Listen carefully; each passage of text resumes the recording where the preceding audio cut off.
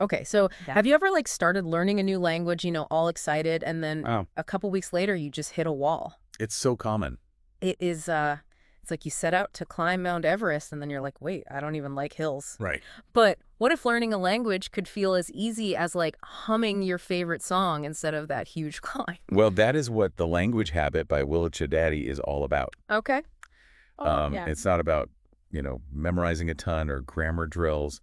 It's changing how we think about language learning from like a chore to an enjoyable habit. I am here for that. Yeah. So how do we do that? How does this book suggest we make that happen? So it all starts with understanding the power of tiny habits.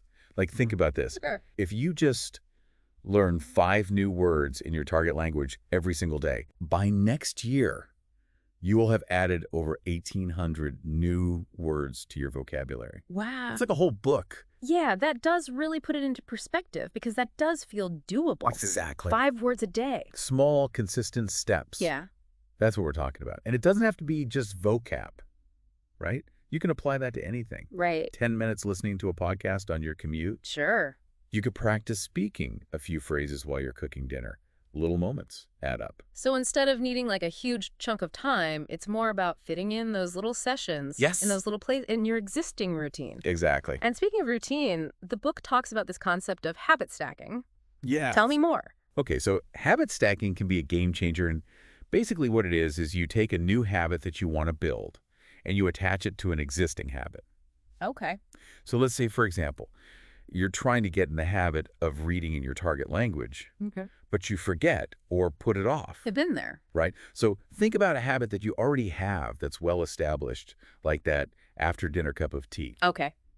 What if you made it a rule to spend just 10 minutes reading in your target language while you enjoy your tea? It's like my brain won't let me have the tea until I've done the thing. That's the idea. It's brilliant. It's removing that decision fatigue, Yeah. like an automatic sequence. The book actually gives a bunch of other examples like pairing language learning apps with your morning commute or listening to a podcast while you're out for a run. Yeah, so it's finding those little pockets of time where you'd otherwise be scrolling on social media or just staring into the void, Yes, which I'm guilty of. we all are. But, it's not just enough to create these tiny habits we have to set ourselves up for success, Yeah, right? We Yeah. need to create an environment that actually supports our language learning goals. that makes sense because if I'm surrounded by distractions, good luck. Exactly. So what are some of the tips that this book suggests for creating that ideal environment? One of my favorites is using the power of visual cues. The sticky notes we used to put everywhere. Oh, yeah. The book suggests a really fun twist on that. Label everyday things around your house with the corresponding words in your target language. So instead of seeing the word refrigerator every day, I see it in, I don't know, Korean or something. Exactly. You're turning your home into this immersive language learning playground. I love it. You could even have like themed sections, kitchen vocabulary on the cabinets, bathroom words, on the mirror, living room terms, on the coffee table. Sure. Make the language visible. It's like tricking your brain into absorbing it passively Exactly. by just living your life. And it's not just sticky notes. Think about where you normally study or practice. Okay. Is it buried under a pile of clutter, hidden in a drawer? That's my desk. You just described my desk perfectly. So make those language learning materials, your textbooks, your workbooks, those language learning apps visually prominent. Okay. Keep them out on your desk, next to your bed, even propped up next to your toothbrush. Okay, so they need to be front and center, reminding you to make a little time for them each day. It's like they need to be front and center, reminding you to make a little time for them each day.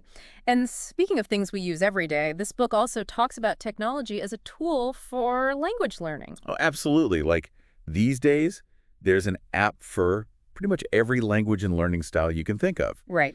Gamified flashcards, AI-powered tutors, you name it. Yeah.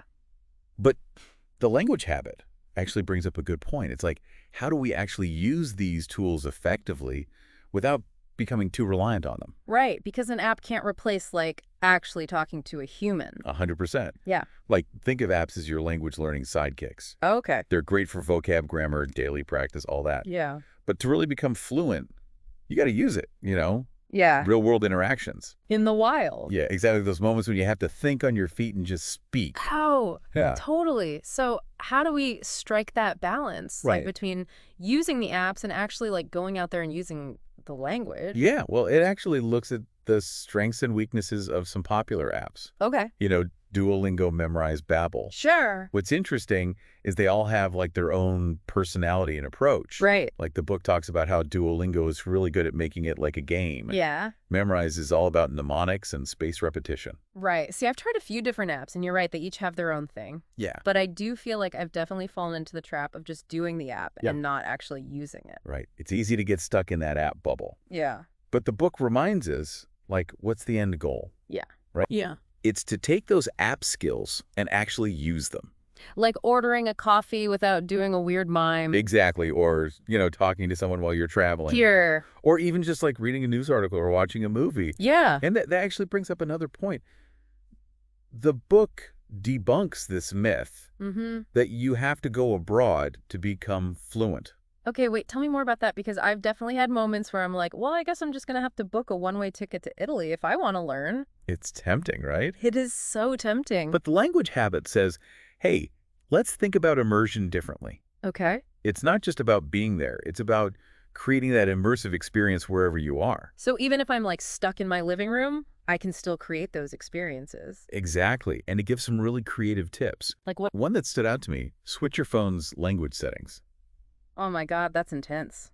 Right. That would force me to do it. Talk about daily practice. But also like, hello, autocorrect disasters. Oh, I can only imagine the text messages. Oh my gosh. But, even those mistakes can be really valuable. I know, you're right. And speaking of embracing those awkward moments in real life, there's this anecdote in the book about this pronunciation error. You mean the one where they accidentally buy 5 chickens when they're trying to ask for directions? That's the one. It's such a good reminder that pronunciation is important. It really is. But okay, so back to like creating those immersive experiences at home. Yeah. We've got switching our phone settings. What else? Well, think about the things you're already doing. If you love to cook, find a blog or a cookbook that has recipes in the language you're learning. Okay.